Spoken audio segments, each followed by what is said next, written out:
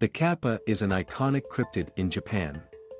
Most marketing materials depict them as adorable creatures. However, I am keen to dig below the surface to find out what the Japanese kappa really is.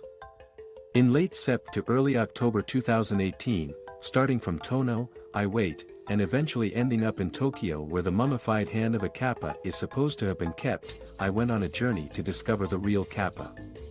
Come with me and uncover the legends, folklore and stories surrounding this enigmatic creature. What is a kappa? Kappas is typically depicted as a water elemental that lives in bodies of water such as rivers, lakes and ponds. Some may even have abilities to manipulate rain and weather patterns. The kappa is around the size of a little child, with scaly greenish-blue skin.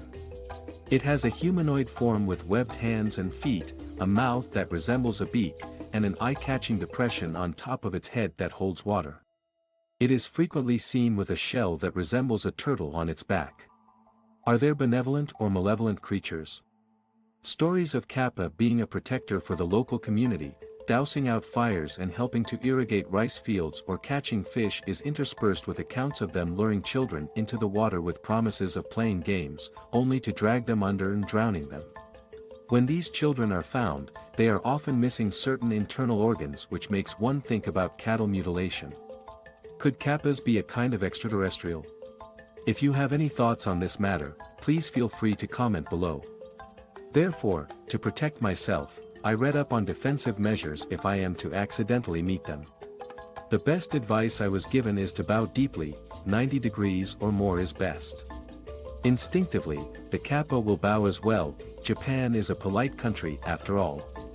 The water kept in a depression on top of the kappa's head is vital to its survival, and if the water is spilled, the kappa would weaken and lose its ability to harm humans.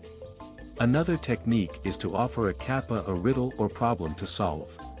The creature has a keen sense of intellect and might be deterred or delayed by trying to solve the problem.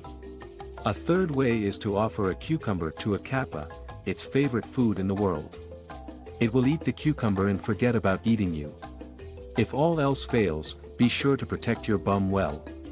According to legend, there is a pearl-like ball that resides inside the human anus known as the shirikodama, which is supposed to house the individual's soul or life energy. Kappas love to go after this ball, probably the second favorite food after cucumbers, and they use their sharp claws to pull it out, or they use a long, flexible proboscis to try to suck it out. My first stop to seek out the kappa was in the town of Tono, where ancient traditions still run strong. Besides kappas, all kinds of ghouls and monsters have a place here, at least in their collective consciousness. I will be covering the legend of the child apparition, Zashiki Warashi, in upcoming videos, so if you do not want to miss any of those, please like, share, and subscribe to my page. The most famous place to go to possibly catch sight of the elusive creature is at the Kappabuchi pond behind Jogen-Ji temple. The temple has a guardian deity in the shape of a kappa, known as Kappa Koma Inu. According to the legend, when the temple caught fire, kappa from this pond came to help put out the fire. There is another small temple dedicated to the kappa where pregnant women go to pray for abundant milk for their babies. Once I passed through the temple grounds and crossed the bridge in the back, what emerged was Kappabuchi Pond, which for all intents and purposes, is just a nice piece of greenery with a stream running through it if not for the local legend surrounding it. Besides the pond, one can see a miniature shrine dedicated to kappa.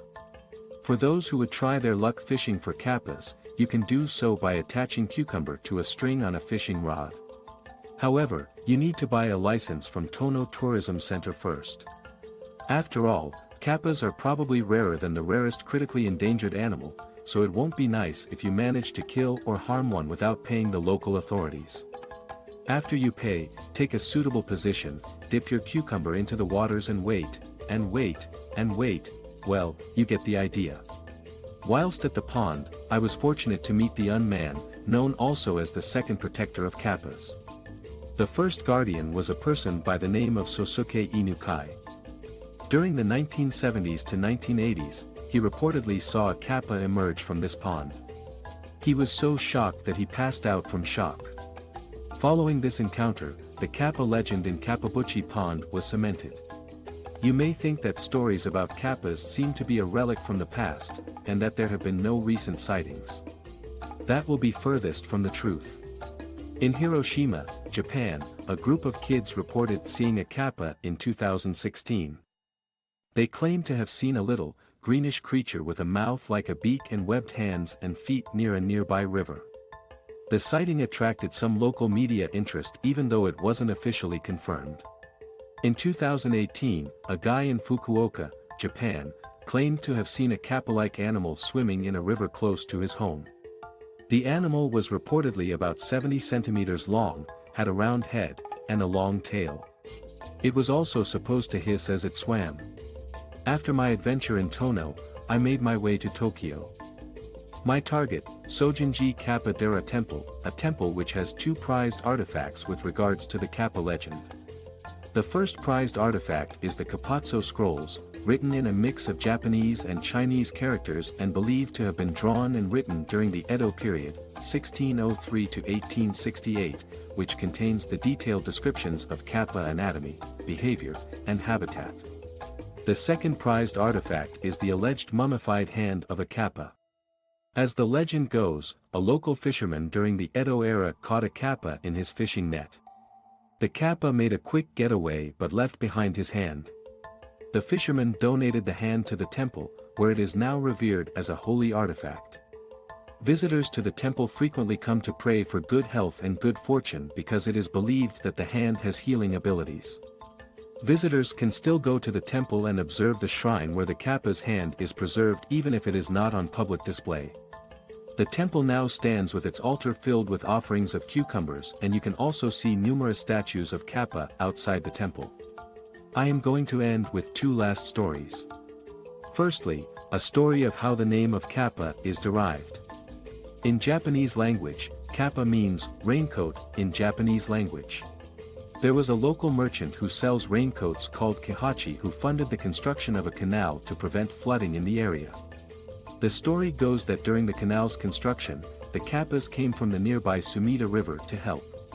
When Kihachi died in 1814, he was buried at Sōgen-ji, a temple that eventually became known as the Kappadera, Kappa Temple. For the shopper in you, you can pop by a nearby street called Kappabuchi Dori area which is also associated with the Kappa legend. A Kappa is said to have once emerged from the neighboring Sumida River and changed into a lovely woman. The Kappa woman set up a small business in Kappabuchi Dori selling a well-liked sweet pastry called imagawayaki. People from all over the city flocked to the Kappa's shop to purchase the imagawayaki because they were rumored to be especially excellent. However, for reasons unknown, she eventually abandoned the shop and vanished one day. Kappabuchi Dori is still a well-liked place for foodies and tourists who wish to taste the regional cuisine and culture of Tokyo. Who knows, you may still be able to feel the presence of Kappas here as others have done so. If you like this video, continue on to part 3 of my Japanese trip here where I will go into the topic of the child apparition, Sashiki Warashi.